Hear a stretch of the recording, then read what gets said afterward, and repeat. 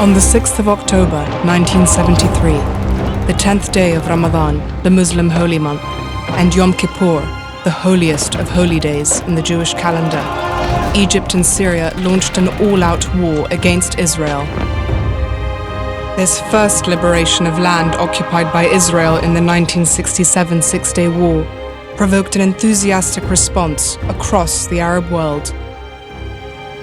فعلا الشعب المغربي تحمس كثيرا إلى هذه الحرب، وأحسن دليل على ذلك الحملة التي نظمت في كل المدن المغربية والسمى المدن الكبيرة، حملة للتبرع بالدم، وكانت حملة قوية جدا. الرئيس الراحل هواري بومدين تبنى القضية وأخرج شيكا على بياض وقال للسوفيات هذا هو الشيك الذي تستطيعون أن تصرفوا منه أي شيء تريدونه في قضية السلاح، 100 مليون لمصر و100 مليون لسوريا في كل ما تحتاجه من سلاح وعتاد وقطع غيار وغيرها. In October 1973, the Arab world seemed to have united behind a single precious goal. But the common purpose of Egypt and Syria, the two countries who started this war, was about to dissolve into acrimony and mistrust.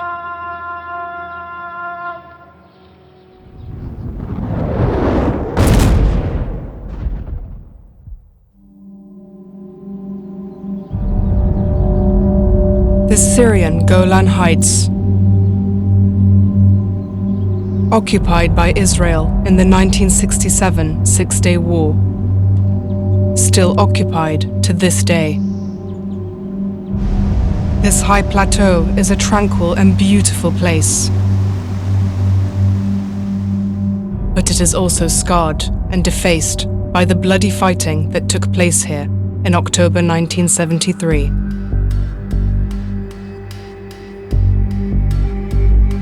Memorials stand to the Israeli forces who fought a desperate battle to stop the Syrian thrust, which threatened to reach right to the heart of Israel.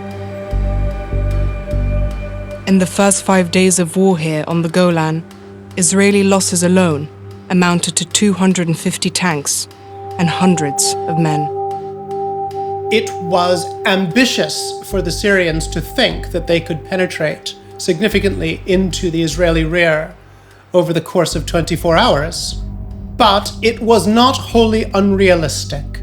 Had the Israelis not been able to respond flexibly, it is entirely possible that a Syrian exploitation force could have penetrated into northern Israel within a day. But it was not to be. In less than 24 hours, Israel had mobilized 2 armored divisions, which soon turned the Syrian advance into retreat. On the 10th of October, and after suffering huge losses in tanks, the Syrians withdrew from the Golan Heights. Back behind the 1967 ceasefire line, the same place they had started their assault 5 days earlier.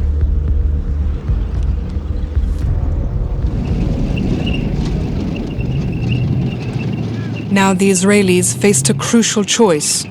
What should be their next move? The decision taken in Tel Aviv was typically bold: to go on the attack, to push on into Syria itself. We're going to make it clear to the other side that the game of breaking the ceasefire is a two-sided one. And we are going to press, and we are going to push, and we are going to bomb, and we are going to punish as much and as long as we can until the other side does understand the rules of the game. The effort to take Syria out of the war had already started the previous day, with strikes by the powerful Israeli Air Force. במצב הכי גרוע חדרנו למרכז סוריה, לדמשק, והפצצנו את מפקדת חיל האוויר שלהם והמטכ"ל. את שניהם, את המטכ"ל ומפקדת חיל אוויר.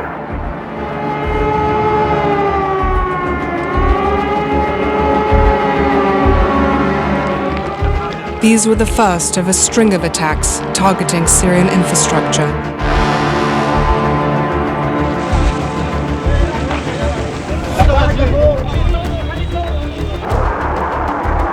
And at that stage, the Syrian population would go up on the roof to watch the bombs fall and were still rather excited. The horrible truth hadn't yet sunk in that their country was in mortal danger. Alongside the heavy aerial strikes, Israel would launch its ground offensive. 2 armored divisions would attack across the 1967 ceasefire line, known as the Purple Line, along the Damascus Road, towards the Syrian capital, 60 kilometers to the east. At first light on 11th of October, the assault began. And sporadic shell fire. Despite fierce Syrian resistance, the Israelis advanced, capturing territories deep inside the Syrian mainland. بدأ الانحسار عندما قام الإسرائيليون بهجوم مضاد ضخم جدا، فبدأت الفرقة الأولى تتراجع أمام الجيش الإسرائيلي. لما تراجعت الفرقة الأولى وهي تملك 250 دبابة تقريبا، الألوية وراها ألوية مشاة كانت، بدأت ألوية المشاة أيضا تنسحب، مما أدى إلى تقدم الجيش الإسرائيلي. أذكر أنه في ذلك اليوم أصدر الرئيس أمر بعزل قائد الفرقة وتعيين قائد آخر محله. Stories emerged that Assad's punishment for his commanders went beyond mere dismissal. أنا أذكر أنه حصل نعم ذلك، وفي أكثر من ضابط اعتقلوا، وفي منهم يقال أنهم أعدموا، وفي قائد كبير يقال أن الرئيس حافظ الأسد استدعاه وطلب منه يعني أن يحكم بنفسه على نفسه، فقتل نفسه الرجل بمسدسه أمام الرئيس. Assad's rage was born of the anger he felt towards his allies in Cairo. The Egyptians had successfully stormed across the canal on the first day of war. They had quickly established a defensive bridgehead 10 kilometers deep and repulsed all the Israeli armored attacks. But since then, they had moved not an inch further, east into Sinai. فكان الرئيس الأسد يتصل هاتفيا بالرئيس السادات ويقول له: يا سيادة الرئيس، تقدموا القوات المسلحة الإسرائيلية كلها أمامنا، ونحن نتحمل الضرب الجوي الإسرائيلي بكامل القوات الجوية الإسرائيلية، ليس هناك ما يحول دون تقدمكم إلى الأمق اللي اتفقنا عليه. ولا جواب. 8 months earlier, at a meeting in Egypt, Sadat and Assad had forged a plan with a common purpose. They had agreed to launch a war against Israel on 2 fronts. But now it seemed the 2 presidents had entirely different concepts of the war they had planned together. Assad told me that from the moment of his seizure of power, his ambition, his dream, was to avenge the defeat of 1967, when Syria had lost the Golan to Israel, and when Assad himself had been defense minister. So I think he felt this sort of personal responsibility for the recovery of the land. Assad saw the war, which he was planning, as a war of liberation. Sadat, on the other hand, had been planning for a limited war to focus the minds of the world's superpowers and jumpstart the stalled peace process. أول ما الرئيس السادات تولى الحكم اجتمع بينا في مارس 71، فهو قال لنا: عايز أحرك القضية وادوني بس 10 سنتي في الشرق وأنا أحل القضية. A week into the war, Sadat's personal target had already been surpassed. It seemed a swift victory might be in sight. In the early hours of October the 13th, he was woken for an urgent meeting. The British ambassador had come with an offer to broker a United Nations ceasefire resolution. The Israelis, he told Sadat, were ready to accept the ceasefire based on the current positions. צה"ל הוכה קשה, צה"ל לא צלח את תעלת סואץ, וצה"ל היה מוכן לקבל הפסקת אש, שזה תבוסה במונחים של אותם ימים, תבוסה נוראה, והיינו מוכנים לזה. מה שמראה שאיבדנו את התקווה שלנו לנצח במלחמה. Seduced by success, Sadat now refused the British offer. He would only accept a ceasefire, he said, if Israel withdrew from the whole of Sinai. Things are going very well for Sadat. He didn't want to stop the war. Something dramatic had to be done to persuade him to agree to a ceasefire, maybe even to get him to request the ceasefire. And the only thing that could work was crossing of the canal. That might scare him enough. But the Egyptians, alive to the possibility, had held 2 armored divisions with over 200 tanks each and a second line of defense west of the canal. It was a problem of which Israeli Chief of Staff, General David Eliezer, was well aware.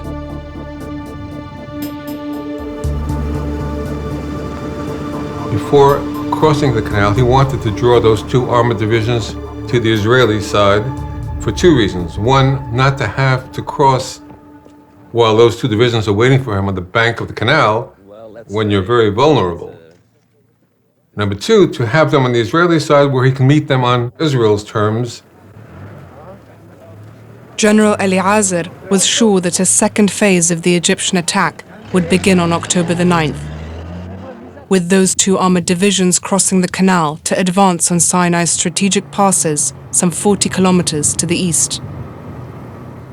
But the Egyptian plan was to stay put.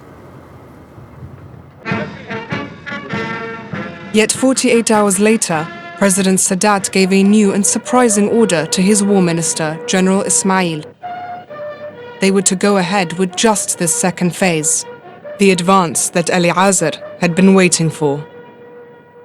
يوم 11 أكتوبر جالي أحمد إسماعيل وقال لي عايزين نطور الهجوم إلى المضايق. قلت له غير ممكن عشان كيت وكيت وكيت وكده. جالي يوم 12 وقال لي يوم عايزين نطور الهجوم علشان نخفف الضغط عن سوريا. قلت له لا يمكن تخفيف الضغط عن سوريا للأسباب الآتية: إن هو العدو بيتمتع بقوات جوية ويستطيع أن يثبت أي جبهة. ويوم 12 تاني لثالث مرة قال لي لا، ده قرار سياسي وواجب التنفيذ. After a long debate with Shazli, General Ismail issued orders to the commanders of Egypt's 2nd and 3rd Field Armies to begin the advance east. يا دوبك وصلوا، بصيت لي كل واحد منهم بيكلمني بالتليفون: التعليمات اللي سيادتك بعتها مش هنقدر ننفذها. الكلام ده سمعته من سعد مأمون ومن عبد المنعم مصر، وسعد مأمون زاد عليها بأنه مستعد إنه يقدم الاستقالة بتاعته. That night, the 2 commanders were summoned to Center 10, the Egyptian Armed Forces Command Center in Cairo. لغاية الساعة 12 وأحمد إسماعيل زي الأسطوانة المشروخة: هذا قرار سياسي وواجب التنفيذ، وعدم تنفيذه يعتبر نوع من التمرد وقت الحرب. كل اللي قدرنا نعمله كانت القرارات القديمة إن الهجوم يبدأ يوم 13، فعطلناها 24 ساعة. Ironically, at almost exactly the same time Egyptian commanders were arguing over an attack from west to east, the Israelis were locked in their own debate about an attempted crossing in the other direction. Attending this stormy meeting in Golda Meir's office was Zvi Zamir, the head of Israeli intelligence, Mossad. The meeting was held in Tel Aviv with the inner cabinet and the general staff. And in the middle of the discussions, someone entered and whispered into Zamir's ear, and he excused himself and went out. Zamir returned with astonishing information from an impeccable source, a spy operating at the heart of affairs in Cairo. the Egyptians were on the point of moving their armored divisions across the canal. Next day, 13th of October, confirmation arrived in Israel. An American spy plane, the SR-71 Blackbird, had photographed the Suez Canal front with high-resolution cameras. Reconnaissance pictures showed the West Bank was suddenly empty of Egyptian tanks. The Egyptians were committing their biggest mistake of the war. The Israelis would do nothing to stop them.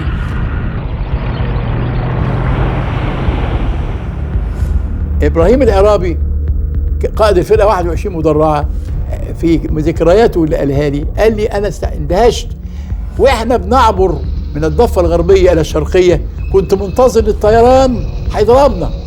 قال لي ولا حد تعرض لنا، مفيش دبابة أصيبت في العبور من الغرب إلى الشرق، سابوه العبور. The Egyptian plan was to make 4 simultaneous thrusts towards the Sinai strategic passes and crossroads.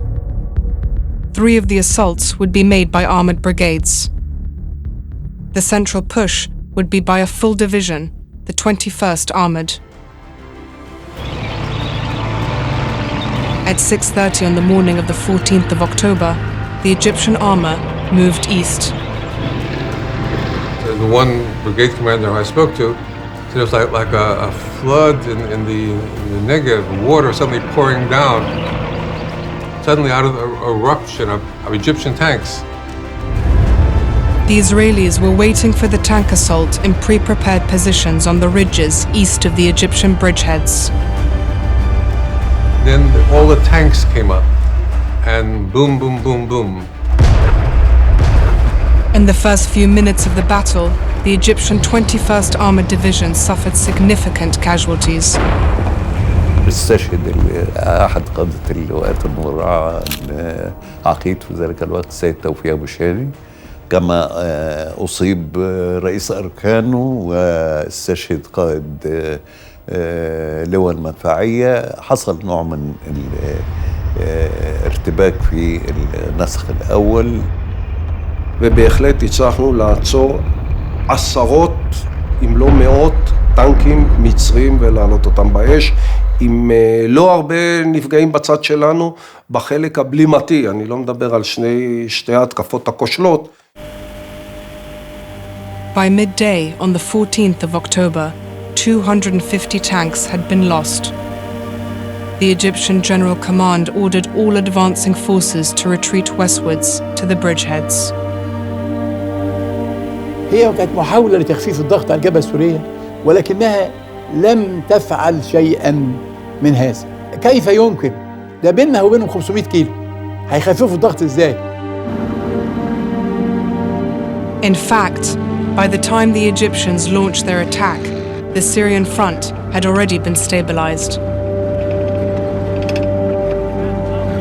The Israelis had been forced to halt their advance by the arrival of Iraqi troops.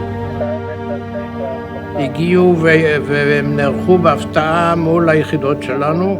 אנחנו נתנו התראה שהיחידות העיראקיות זזות לכיוון הגולן, אבל לא נתנו להם התראה על המקום, ואת זה הם גילו בהפתעה. אז חלק מהאשמה ניסו להטיל עלינו, אבל מה לעשות? ככה זה עובד. The Iraqi 3rd Armored Division had moved swiftly from its bases around Baghdad towards the Golan, a distance of over 1,000 kilometers. لما وصلنا مساء إلى منطقة تسمى الغوطة، كان هنالك أشخاص مدنيين مكلفين بالحراسات. العبارات اللي واجهونا بها في هذه الليلة، يعني نهاية ليلة 11، صدمتنا صدمة قوية. أنتم العراقيين؟ نعم الله يعطيكم العافية، الحقوا شرفنا. احنا نتصور يعني الموضوع يعني هو كله في تقدم، في انتصارات. هذه أول صدمة انصدمنا بها. Despite their fatigue, the Iraqi forces were rushed to the front, to reinforce Syrian troops retreating before the advancing Israelis. שעות הצהריים, הרגשנו כבר שאנחנו פנימה בתוך השטח הסורי, העליתי כמה תצפיות, ראו איזה אבק, אבל חשבתי שזה כוח שלנו, ואז מפקד האוגדה, זה כבר היה דן לנר, עברתי פיקוד של אוגדה, לא משנה לצורך הסיפור שלנו, הוא אומר לי, כוח גדול נע לכיוון שלך, קרוב מאוד, כ1,000 מטר. وفي هذا الموقف يعتبر هذا نصر استراتيجي للجبهة السورية بفعل القوة العراقية، وهذا التوقيت يعني لولا كان تأخير 24 ساعة كان الموقف يكون أكثر صعوبة، وكانت القوات الإسرائيلية تكاد أن تكون على أسوار دمشق. 5 squadrons of the Iraqi Air Force, some 60 aircraft, were flown to Syria to make up for losses sustained by the Syrian Air Force. سووا في شكل زخم للطيارين السوريين، حتى اللي كان يريد يتردد يعني اندفع باندفاع كلش كاملين. قال ذول الطيارين العراقيين يجون من العراق وينادوا يقاتلون أنا سوري في مكاني، فصارت فد ملحمة، يسابقون على تنفيذ الواجبات، يسابقون. With the arrival and the participation of Iraqi forces in the war, the Jordanian army was now straining at the leash. هذه الحقيقة أحرجتنا كثيرا، يعني أحرجت المرحوم الملك حسين كثيرا للسبب التالي: هنالك دولتان عربيتان أراضيهما احتلت عام 67، والأردن أيضا دولة عربية ثالثة احتلت أراضي منها في عام 1967. فتلك الدولتان تحاربان وأنت لا تحارب. وأذكر أنني حضرت معه واحد من اللقاءات في القيادة العسكرية، وأحسست كم كانوا يضغطون عليه يريدون أن يكون الحرب. In the face of the present developments, the Jordanian forces entered Syria and have been heavily engaged in action throughout yesterday. But the Iraqis and Jordanians were not the first to arrive. 5 months before the outbreak of the war, King Hassan II of Morocco had sent a brigade to support the Syrian front. The Moroccan brigade was given the name تجريدة. تجريدة بالمناسبة هو تعبير مغربي يحيل على النجدة أو الحملة. فالمغاربة أعطوا حراسة السفوح الشرقية لمرصد جبل الشيخ. More expeditionary forces would soon arrive from other Arab countries. במובלעת הסורית מצאנו את המרוקאים, חטיבה מרוקאית. מאוחר יותר הגיעו העיראקים שלחמנו בהם, ומאוחר יותר הגיעו הסעודים, ומאוחר יותר הגיעו הירדנים. כלומר, מצאנו שם 4 צבאות שאנחנו לחמנו נגדם. The Israelis had suffered heavy losses, but they had also achieved significant gains in the last 4 days. They had advanced to within 35 kilometers of Damascus and occupied new territories to bring to the bargaining table after the war. Now, their initial goals in the north achieved, the Israelis were about to turn their attention south to the Egyptians.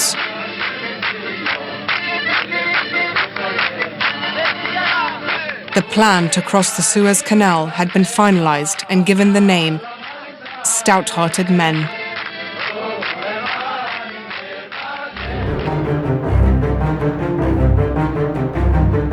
During the war in October 1973, Ariel Sharon was the general in command of the 143rd Reserve Armored Division, one of 3 facing the Egyptians in the Suez front.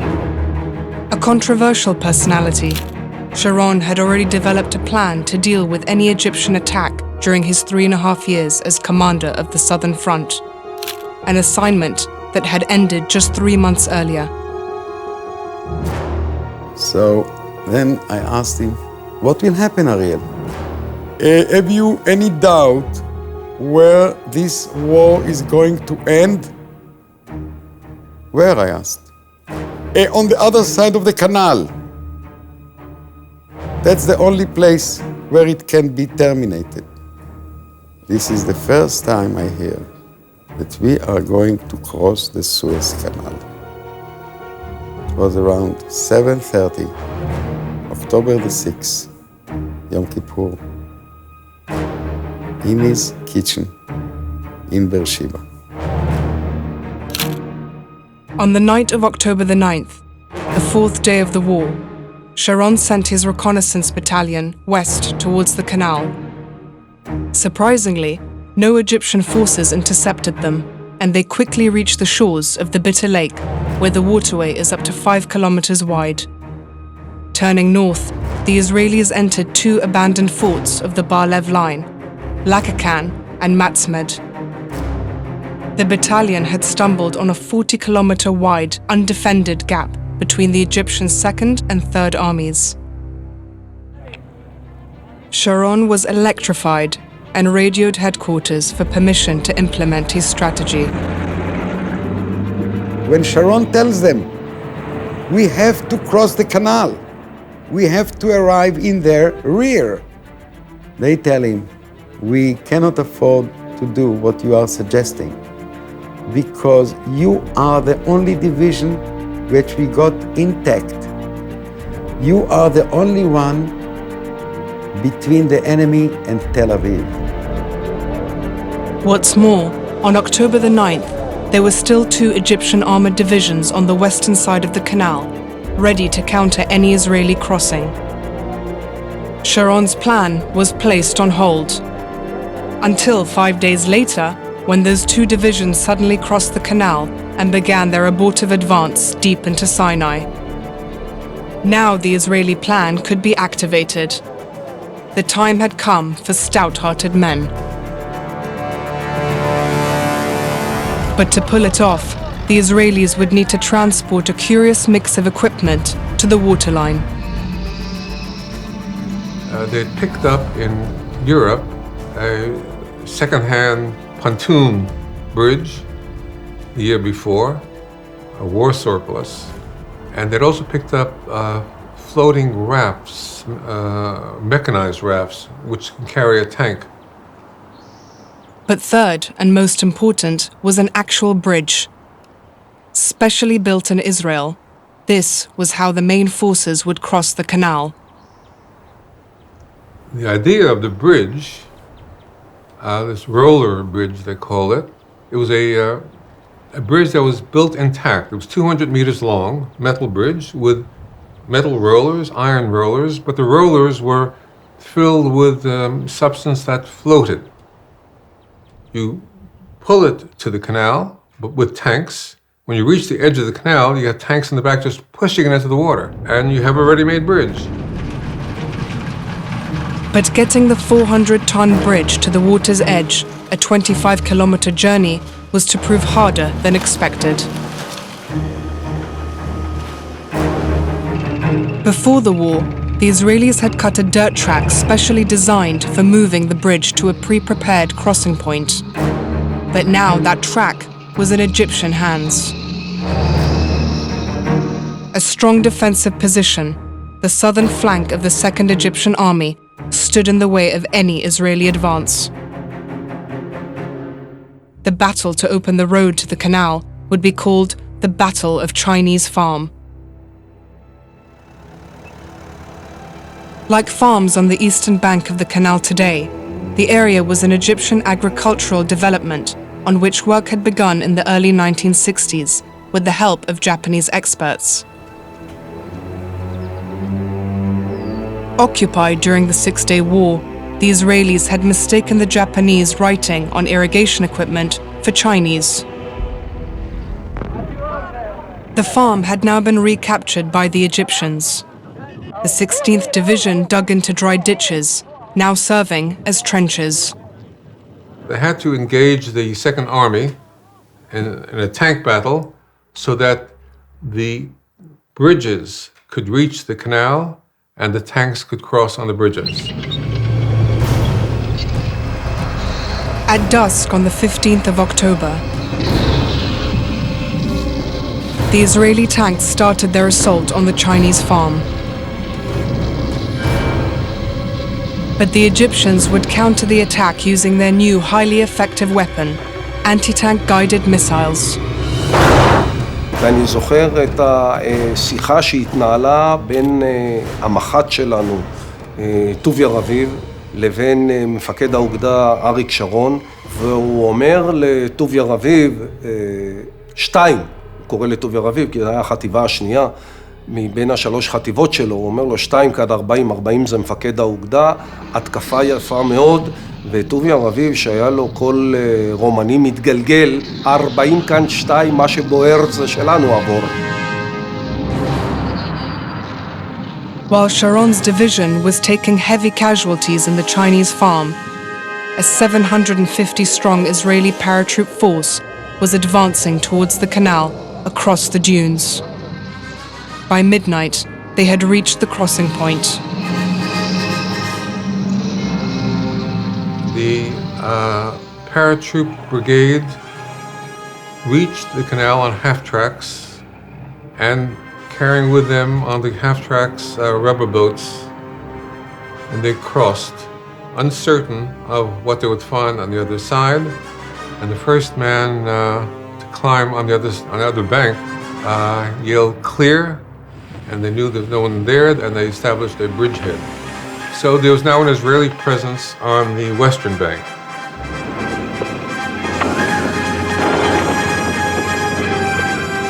But despite the desperate efforts of the Israelis, the road to the canal remained closed by an entire Egyptian infantry brigade. But there was one ray of light for the Israelis. Their mechanized rafts could move independently across open terrain. And by 6:30 on the morning of the 16th of October, 15 rafts had reached the canal and began ferrying tanks to the west.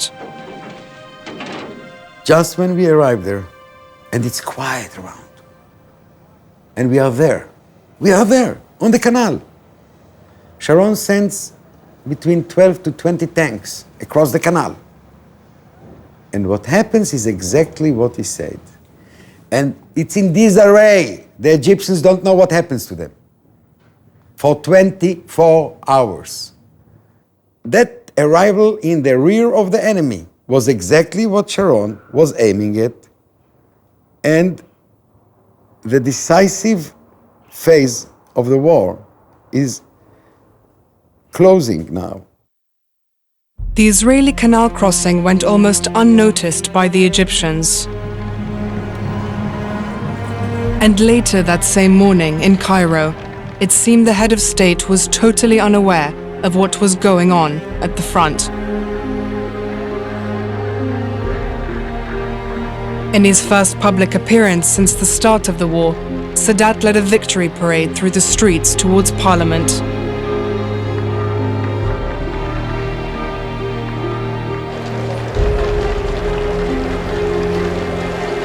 He was accompanied by War Minister General Ahmed Ismail.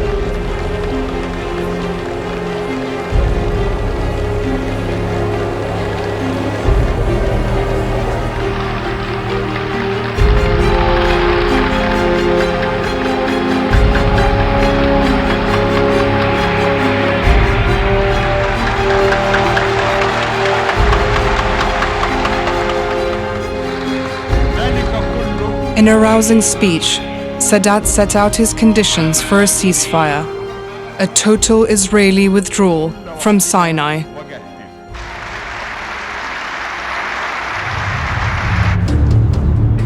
Later that day, in Jerusalem, Golda Meir made her own speech. She decided to share the good news with the Israeli Knesset. At 4:15 this afternoon, the Israeli population were told for the first time that their troops were on the west bank of the Suez Canal. What Mrs. Meir said came as a surprise, not just to the Israeli people, but also to the Egyptian military. Israeli paratroopers and tanks had formed a limited bridgehead on the western side of the canal, in an area called Dever Soir. But Egyptian reports about the Israeli crossing were confusing and underestimated the scale of the problem. كان في مشكلة في الاستطلاع. كان معظم أو كل عناصر الاستطلاع في الناحية الشرقية. ما كانش في عناصر استطلاع في الناحية الغربية عشان تدي معلومات. عشان كده أنا يعني بقيت أسأل عن المعلومات في الغرب ما حدش عارفها كويس يعني. It was only when the Israeli forces in the west went on the offensive that the Egyptians first grasped the extent of their problem, that the enemy was already in their backyard. One of the tank brigade commanders, the first to cross, received a radio call from headquarters saying someone wants to talk to you. He recognized the voice as that of the Air Force commander, General Benny Peled. And Peled said, do you have a map? He said, yeah. Do you see the flowers on them? Those are SAM batteries. Please destroy them. Out. Located on the western side of the canal, the Egyptian surface-to-air missiles had caused the Israeli Air Force heavy losses in the first days of the war. Now reachable by Israeli tanks, it was payback time for the Egyptian air defense. But despite the Israeli success in destroying the SAM batteries, other aspects of stout-hearted men were not going so well. אבל אז אריק שרון קיבל פקודה לא להפעיל את הכוחות שלו ולא להתקדם, משום שהחשש היה שאם לא יצליחו להקים גשר ממש, גלילים או דוברות, אז אי אפשר יהיה לקיים ציר לוגיסטי, זאת אומרת לפנות נפגעים, לשלוח אספקה, לשלוח כוחות, ואז אפילו היה שיקול שיבטלו את כל המבצע. The Israelis still hadn't gained control of the road to the crossing point.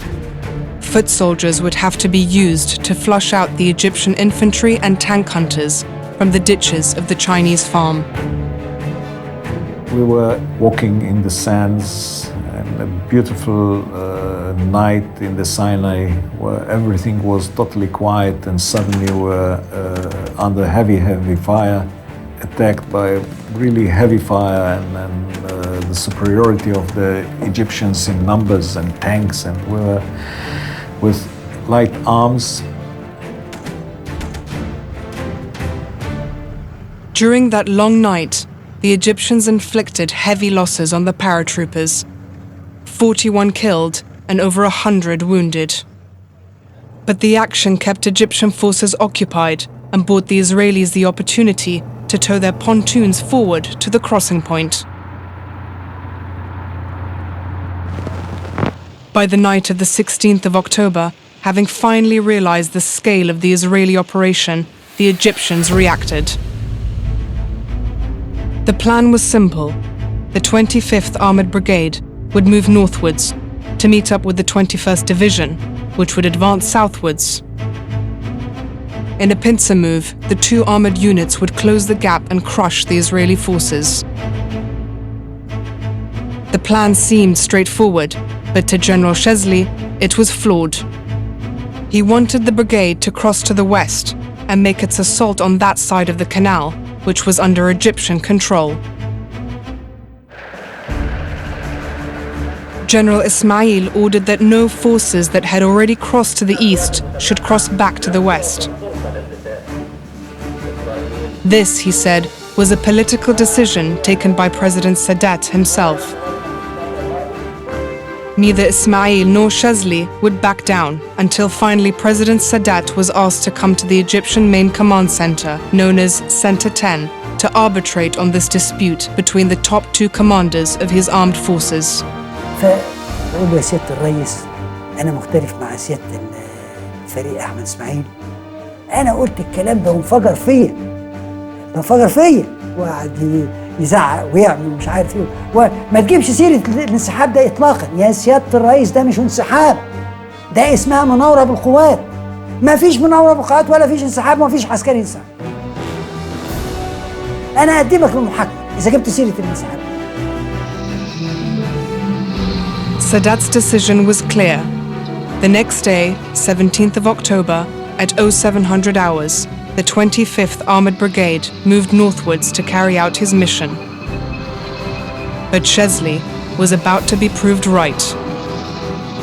חטיבה 25 למשל, שבאה מכיוון האגמים, והשתתפו במערב כזה נגדם שתי חטיבות טנקים, חטיבה 14, שרידי חטיבה 14 בצד אחד, וחטיבה 200 של נתקי. הקרב הזה נגמר בצורה מהירה מאוד. The Egyptians suffered heavy losses. With 65 tanks destroyed, only 10 were able to retreat southwards. حجم الخسائر في اللواء 25 مدرع كان مهول. يعني يمكن 90% من دباباتنا فقدناها، وده كان شيء يعني الحقيقة محزن، لأن دي كانت أفضل دبابة لدى الجيش المصري، دبابة كي 62 معدلة. اللي أخطر منه ما حدث للوحدات المقاتلة اللي حوالينا، لأن كلهم كانوا بينظروا للواء 25 مدرع على إنه الدرع بتاعهم، على إنه مفخرة الجيش المصري. فما حدث للواء 25 مدرع سبب جرح لدى معظم الجنود اللي كانوا في المقدمة في هذه المعركة اللي احنا خضناها. Meanwhile, in the northern sector of the Suez front, things were no better for the Egyptians. After 2 days of heavy fighting over Chinese farm, the right flank of the Second Army had been decimated. The remnants of the brigade that had blocked the road to the canal had retreated, but only after making the Israelis pay a heavy price. Yes, painful victory. Very painful, mainly because of the dead and the wounded. In one night of the crossing of the canal, we lost some 400 people. Tanks were fighting. Some of them we saw in broad daylight later, one barrel against another, like two sword combatants in the medieval time. But here they were, the tanks, both of them destroyed. Maybe most of the people in both of them dead. The valley of death next day along the canal was terrible. But we were on the other side of the canal. General Adan's armored division had successfully crossed the canal using the pontoon bridge.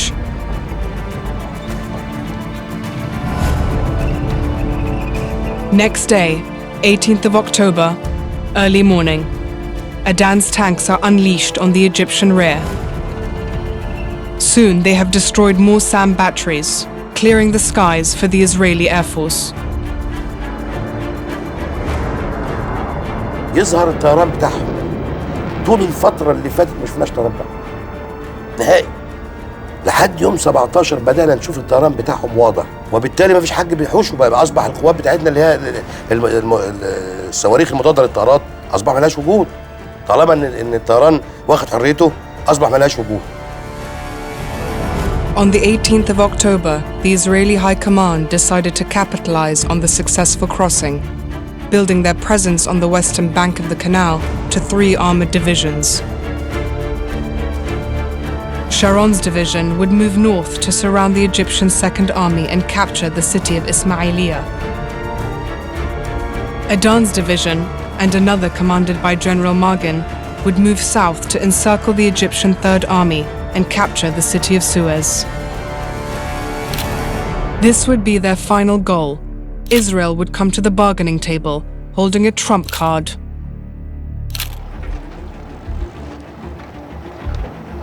Israel now had 2 bridges working, a pontoon bridge, a roller bridge. They were now ready to bring an army across to the other side of the canal. For 2 days, and with the bulk of the Egyptian army on the east of the canal, scattered forces in the west fought bravely, trying to hold their ground against 3 Israeli armored divisions. But they were outnumbered and overwhelmed. General Shazli could see that his plan was on the verge of failure. أنا كنت في الجبل، نزلت قلت الموقف بقى خطير جدا. فقمت أنا جيت يوم 20 وقلت لازم أسحب كل لواء مدرع أقدر أسحبه من الشرق، لازم أسحبه الليلة. كان عندي 4 ألوية مدرعة في الشرق ما بيعملوش حاجة. قلت أسحب ال4 ألوية الليلة. That night, once more, General Ismail had to request Sadat to come to the command center. The president was unmovable. He simply reiterated what he had said 4 days earlier. القرار لا تسحب أي بندقية ولا دبابة من الشرق إلى الغرب. كل واحد يدافع في المكان الذي هو فيه. كلام الفارغ. هو في حرب في الدنيا بالشكل ده؟ ناس فيهم ضغط عليهم وما بتبعتلهمش معونة، وناس قاعدين فاضيين مش عايز تسحب منهم وتخليهم تزج بيهم في المعركة. الفريق الشاذلي كان من النوع اللي هو لفترة كبيرة كان بيدير قوات الخاصة، يعني المظلات، يعني كلها نوعيات اللي فيها نوع من الريسك العالي.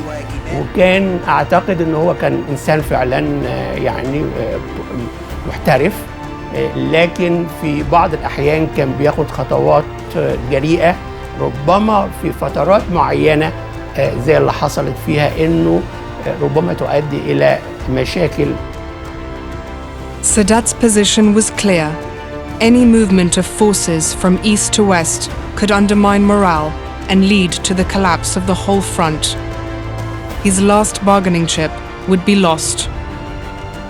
وأنا سألت الحقيقة ناس كتير من اللي هم كانوا موجودين في ذلك الوقت، قالوا لو كنا شفنا يعني عسكري واحد راجع لورا كان الجيش كله هيرجع. Shortly after midnight, Sadat left Center 10 and returned to his residency.